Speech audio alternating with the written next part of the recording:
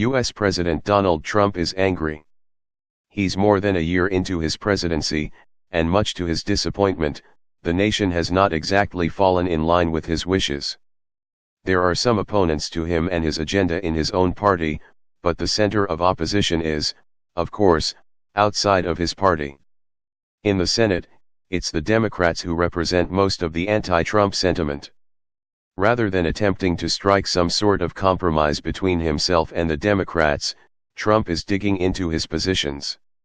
In a furious video message posted to the internet on Saturday, he slammed the resistance, that broad term applied to a whole host of anti-Trump efforts.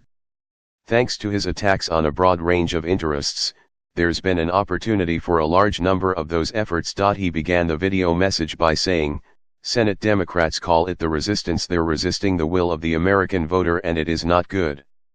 From day one, Senate Democrats have shamelessly obstructed, stalled, and filibustered the confirmations of hundreds of talented men and women who are eager to come to Washington, D.C. to make a difference.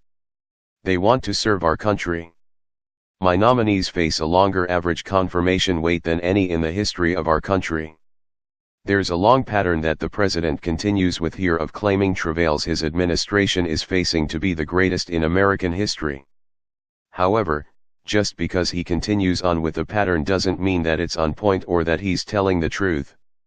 He claimed there to be more than 300 nominees awaiting Senate confirmation in his video address posted this Saturday, but it's not clear where he got that number from, as can be said about any one of a number of other pieces of information that he's shared.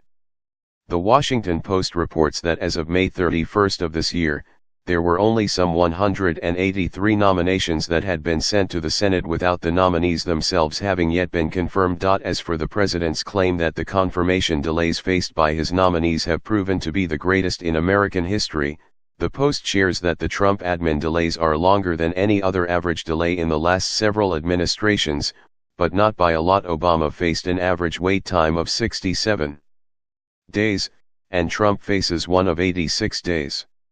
Speaking in his video message on Saturday, the president wasn't finished attempting to bend the truth to his wishes. He also went after Democrats for opposing his border control measures, commenting, "They don't want border security for two reasons. Number one, they don't care about it.